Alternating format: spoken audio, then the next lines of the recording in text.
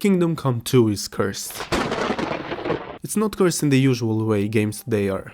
It was never a buggy mess, it's not riddled with microtransactions, and it's sold incredibly well. But it's cursed nonetheless, in a way that only a game like this can be. On the one hand, it's clearly made with the intention of creating an immersive medieval simulator that will have your ass, and then hand it back to you after a session of things I'd rather not talk about. But on the other hand, it wants to appeal to the average person and really likes to reward you. For example, you gain access to the strongest sword move and one of the strongest swords in the game in the first area. Not only do these decisions make a swordsman build by far the most favorable one for me, compared to something like a crushing weapon or a polearm build, but most importantly, it almost ruins what comes after. I wonder if Martin is proud, but you already talked about this generic helmet man, why do we need to hear the same complaints over and over? This isn't a democracy, deal with it. I feel like I didn't do the decision to make the player into Geralt of fucking Rivia justice. In a game like this, frustration is accepted, maybe even sought after, but being overpowered, that's a cardinal sin. I didn't buy this game to go around and rack up life sentences by pressing a singular button and moving a singular stick when I'm explicitly told to do so. I bought it to feel the mud digging through my hands as I'm forced into menial tasks, to hit my head against the wall until either one breaks. But a few hours in, I found out that the wall had transitioned nationalities, from Eastern European to American. In short, the game quickly removed all semblance of genuine resistance from my path, and I was left wanting. If I ask you what was the most memorable 10-hour stretch of the game, I'm betting it was closer to the beginning, when you didn't know where everything was and were forced to walk around slowly, and learn the layout of Troskowitz by heart. At least when I think of the game, that's the first thing that comes to mind. My Henry in rags, maybe a club that identifies as a sword in hand, getting chased into the afterlife by the most basic bandit in existence. Later on, I found myself engaging with what I've come to call the 3 curses that plague this game. Fast traveling everywhere, staring at the objective markers like a brain-dead zombie, and disengaging from the combat. Of course, fast travel is completely optional, but I'm a gamer, goddammit. I run to the path of least resistance like I run away from women.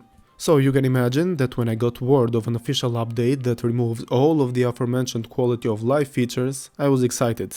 By the time I found out that the game will force you to pick 3 game-changing negative perks, I was rock hard, and when I realized I'll get to experience the magic of my first time all over again, I Kingdom came. So, what exactly is different?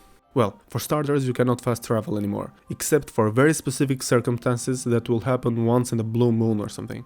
Secondly, all cardinal directions are gone from the compass, and quest markers only appear when you are close to them. The map doesn't show you where you are anymore, so you have to match what you see around you to the map screen to get a rough idea of your location. And finally, the stupid prompts that show you attack directions along with your spidey sense all get the boot. Doesn't sound difficult enough? No worries, you also get to pick among a myriad of debilitating perks ranging from making Henry as smart as a YouTuber to making him smell like one. But best of all, you finally get to roleplay as JD Vance. My personal brand of hell though included Picky Eater, Hangry Henry and Somnambulant. I mostly picked these because I always ended up with too much food on my hands and didn't like the fact that you only needed 6 hours of sleep every 2 days to be healthy. Though you can pick either one, it really isn't an easy choice at all. What matters here is that the significance of these perks is not just in what they explicitly tell you, but also in the synergistic effects they can have with each other and the rest of the game. I'll talk about this later. They also made some other changes, like for example, you cannot see health and stamina bars in your HUD anymore, and the little bunny animation that shows you what the enemy is doing was sacrificed for the greater good. These are all rather small changes. What I'd really like to talk about is how this game overcomes its 3 curses. I'm sure you remember how I said that Troskowitz is the most memorable part of the game, because it'll likely be the only town you get to learn by heart. Well, the lack of fast travel and quest markers in your HUD takes this idea and extends it to the entire game. Never again will you wallow in the ignorance of not knowing how to get from Zhelyov to Semin, or from Troskowitz to the Nomad camp. Well, at first you will, and you will suffer for it. If you were used to cutting through a forest towards your next quest, you can kiss those shenanigans goodbye. It's generally very difficult for you to get your bearings if you take a wrong turn, and I confused east for west more times than I'd be able to admit to my 6th grade geography teacher. Still though, more often than not, you'll meet a friendly person who will certainly be able and willing to help. Unless you pick the bashful perk, you poor bastard. Or the somnambulist perk, the effects of which I was subjected to firsthand. The idea is that every time you sleep, there is a chance that you'll find yourself somewhere else when you wake up. A small problem though. The game makes it terribly unclear how often this happens or how far you need to be transported. So one beautiful day I found myself falling asleep in a camp next to Troskowitz, only to wake up somewhere in the cold, hungry, and with the wolves howling in my ear. And the only thing I can think of is, holy shit, now what? I could wait there till the morning, but I'm hungry as it is, and God knows how far away I am from the nearest town. I can start running, but where to? I have no marker to show me where to go, and can't see any landmarks in the thick night. This is one of those moments created by the unforeseen combination of the negative perks and the new mechanics. I picked the Somnambulist perk because I thought it was gonna be funny, and the Hunger perks because of the memes, but just then I realized I had dug myself into a hole without even knowing. A hole that took me real-world hours to get out of. And when I finally did, I felt like a fucking survivor. Like I actually beat overwhelming odds. And for that feeling of accomplishment, the game needed no tits, no big fight, and not even a flashy cutscene. Because who needs that when you can make your own story? This is magic.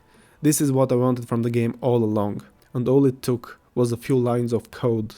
Now to be fair, it's not like you can sleepwalk to any point of the map. I woke up twice in a row right next to this pen, so there do seem to be some pre-programmed wake-up points. And most times it's pretty easy to find out where you are, especially if you set your wake-up time during the day. But the point is that from now on you'll never feel safe in your sleep anymore. It may sound masochistic, but to me, it sounds just like home. Though for all of the positives, removing such a staple of modern open-world game design has its shortfalls. For one, in some quests, there is a long series of back and forths to and from a specific location. I appreciate the fact that basic traversal is a challenge now, but it's kind of annoying covering the same ground over and over again, especially without a horse.